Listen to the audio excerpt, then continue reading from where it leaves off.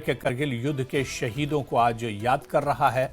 इस मौके पर आपको बता दें कि द्रास में सेना की तरफ से खास प्रोग्राम का आयोजन किया गया है, जहां आज सेना प्रमुख उपेंद्र द्विवेदी भी पहुंचेंगे और शहीदों के सम्मान में पदयात्रा निकाली जाएगी। इसके अलावा द्रास में ये पदयात्रा शुरू हुई, जिसमें केंद्रीय खेल मंत्री और युवा मामलों के मंत्री मनसुख मांडविया और रक्षा राज्य मंत्री संजय सेठ भी इसमें शामिल हैं।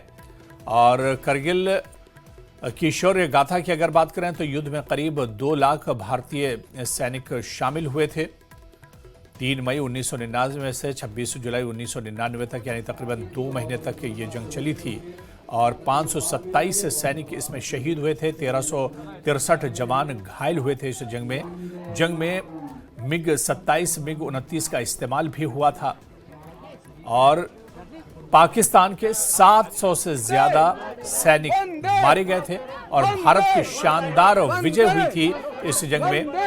और 2 तस्वीरें आप देखिए, द्रास में पदयात्रा और वॉर मेमोरियल पर श्रद्धांजलि। जी हाँ, 2 तस्वीरें आप देखिए अपनी टीवी स्क्रीन पर, जहां पर द्रास में पदयात्रा की गई है और वहीं पर वॉर मेमोरियल पर जवानों को श्रद्धांजलि दी गई है।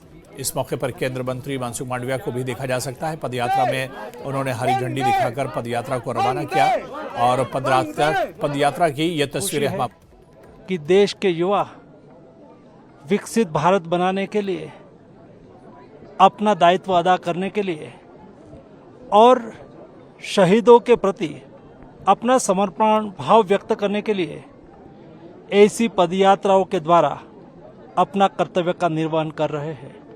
आज हमारे देश के माय भारत प्लेटफॉर्म पर रजिस्टर 1,80,00,000 से अधिक देश के युवाओं के प्रतीक रूप 3,000 हमारे देश के युवा वॉलंटियर्स जो लेह, कारगिल, द्रास और कश्मीर से आए हैं, उन्होंने इस पदयात्रा के द्वारा हमारे देश के वीर जवान जो देश के लिए, देश के तिरंगा झंडा की आन बान और शान के लिए अपना सर्वोच्च बलिदान दिया है, उसकी याद में हार्दिक श्रद्धांजलि अर्पित करी है। मैं सभी माय भारत वॉलंटियर के द्वारा सभी देश के वीर जवानों को नमन करता हूँ, वंदन करता हूँ।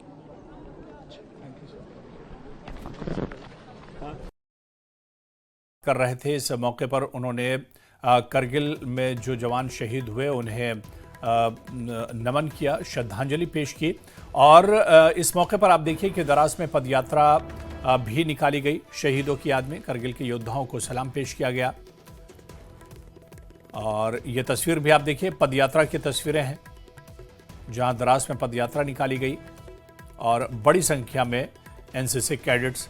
और उधर रक्षा मंत्री राजनाथ सिंह ने ट्वीट किया है। उन्होंने लिखा कि मैं उन वीरों की जिन्होंने अत्यंत कठिन परिस्थितियों में भी देश के सम्मान की रक्षा में असाधारण और दृढ़ संकल्प का परिचय दिया। करगिल युद्ध के दौरान उनका सर्वोच्च के अटूट संकल्प की याद दिलाता है। भारत उनकी सेवा का सदैव एक तरह से कर्जदार रहेगा। तो रक्षा मंत्री राजनाथ सिंह ने बाकायदा ट्वीट किया है इस मौके पर और उन्होंने श्रद्धांजलि दी है। और इसी तरह से जम्मू कश्मीर के उपराज्यपाल ने कहा कि हमारे शहीदों को नमन करता हूं और उनकी वीरता, साहस और बलिदान को नमन करता हूं। तो जम्मू कश्मीर के उपराज्यपाल मनोज सिन्हा ने भी ट्वीट किया है कि हमारे वीरों ने दुनिया के सबसे दुर्गम इलाकों में युद्ध किया और दुश्मन को शिकस्त दी। हमारे सैनिकों का शौर्य, पराक्रम और सर्वोच्च बलिदान आने वाली पीढ़ियों को प्रेरित करेगा। तो मैं हमारे शहीदों को नमन करता हूं और उनकी साहस और बलिदान को नमन करता हूं। तो आज विजय दिवस है, करगिल विजय दिवस, और इस मौके पर देश के रक्षा मंत्री, जम्मू कश्मीर के उपराज्यपाल और इसके अलावा अलग अलग जो पूरा देश आज एक तरह से करगिल के जवानों को याद कर रहा है। करगिल के उन जवानों को जिन्होंने देश की हिफाजत के लिए अपनी जान न्यौछावर कर दी थी। और द्रास में आज एक बड़ा प्रोग्राम आयोजित किया गया है, जहां पर आर्मी चीफ भी इस प्रोग्राम में शामिल होंगे। इसके अलावा रक्षा मंत्री राजनाथ सिंह ने भी इस मौके पर ट्वीट किया है और ट्वीट के जरिए उन्होंने करगिल के जवानों को श्रद्धांजलि दी है।